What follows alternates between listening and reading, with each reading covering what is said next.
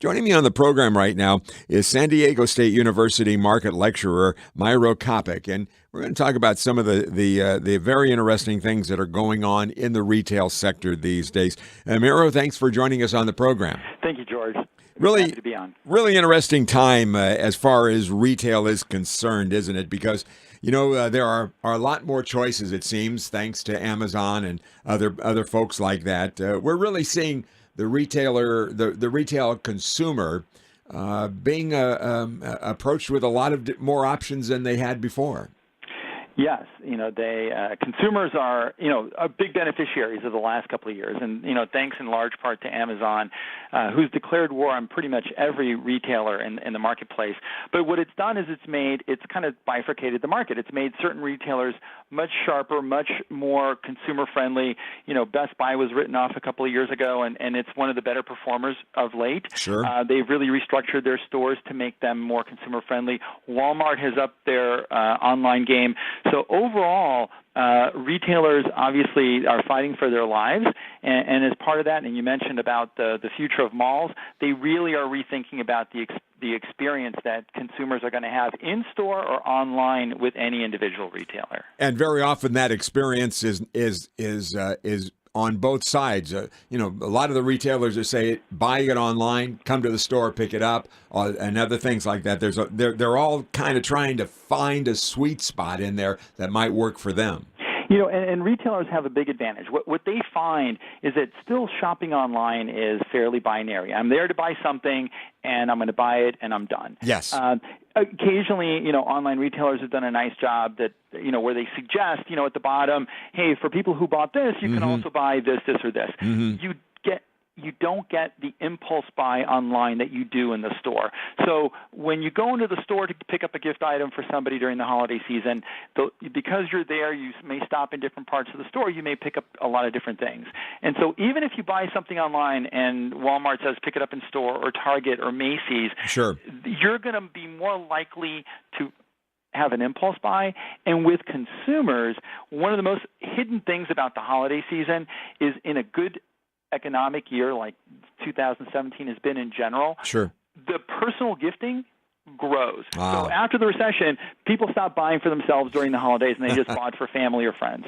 And now, the last couple of years, people have been buying, almost 10% of holiday gifting is done as self-gifting. And so this is a great opportunity for you to go in the store, pick up something for somebody, and get something for yourself. There you go. Why not? What the heck, huh? Exactly. Before we write off the brick-and-mortar retailer, and there's been a lot of confusion about this, and bear with me as I just do a couple quick stats here. There was I think it might have been the National Retail Federation that put in their press release about shopping. They said for the first time ever, 59% of the people are going to shop online, and even Maria Bartiromo misrepresented that report. She said, see, we're told you that the brick and mortars are dying.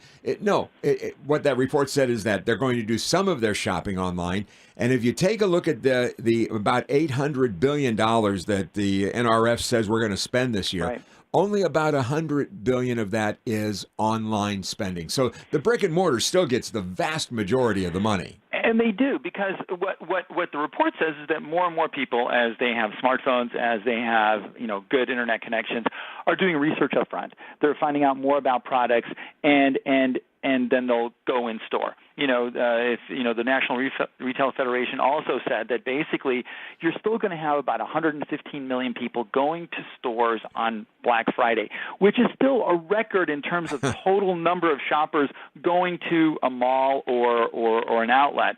So it's not shopping. It's still a communal activity from a consumer perspective. People like to go out. It's a day off.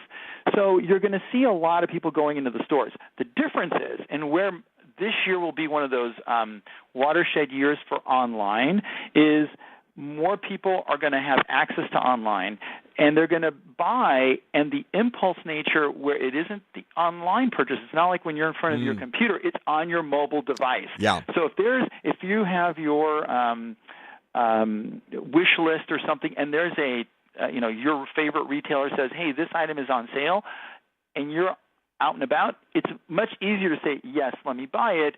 People are much more studious when they're actually in front of their computer and they're thinking about whether the purchase makes sense or not.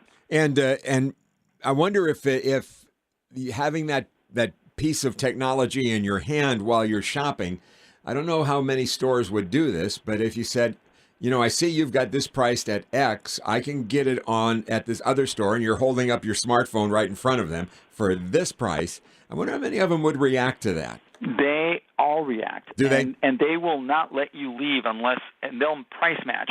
Sometimes, and this has been always the case, there may be some different feature sets, that say an electronic item at Best Buy is different from Amazon, and so they might, say, no, it's not the same thing. Right. But most of the time, if the price is similar and the product is identical or similar, most retailers don't want you to leave. Because, again, if you're buying that computer and you're saying I can get it on Amazon for less or somewhere else for less, I'm still selling you, hopefully, other peripherals, a case for the computer, things like that. So I don't want you to leave my store. No, they're gonna try to get that buck out of you if they possibly can. Talking with Miro Copic, he is a San Diego State University marketing lecturer, and we're kind of just talking about the trends that we're seeing developing here. I was talking to somebody before we started this chat a while ago, and they said we were talking about how the retailers are gone, and I said, do you remember when there used to be a chain here called the Mervyn's? And everybody goes, oh, yeah, Mervyn's was great. Well, it's gone. They shut them all down at the same time. But, there still aren't any empty Mervyn stores. Other retailers have gotten in there. And remember, Mervyn's, Miro, I think, is indicative of a lot of retailers that aren't in the big malls, but they're more in the shopping center kind of places. Right. And you could look at, Kohl's is kind of one of those retailers. They have kind of stayed away from malls and have gone into, regional malls or I don't want to call them mini malls, but they're kind of regional malls as opposed to a traditional mall. Sure. And they struggle, and some retailers have come and taken their place. For example, it could be Bed Bath & Beyond. It's more of a specialty retailer. So there's always going to be somebody that's looking to get into that space. The real question going forward for these retailers is how much space will they ultimately need? Yeah. And so those shelves may need to be reparsed. And so you might see that in a way in San Diego in the UTC Mall where the Sears location is shutting down. But over time they had cut space away from that Sears to give it to Baby Gap and a few other retailers, and the total square footage of the Sears was reduced. So retailers are trying to be smart about how much space they need, what experience they want to give retail shoppers, so they still will come in the store to look for new and exciting things. It's been a good conversation, and we'll talk again sometime soon, because I think the theme that we'll have in 2018 is we're probably going to lose a couple of old line, well-known retailers.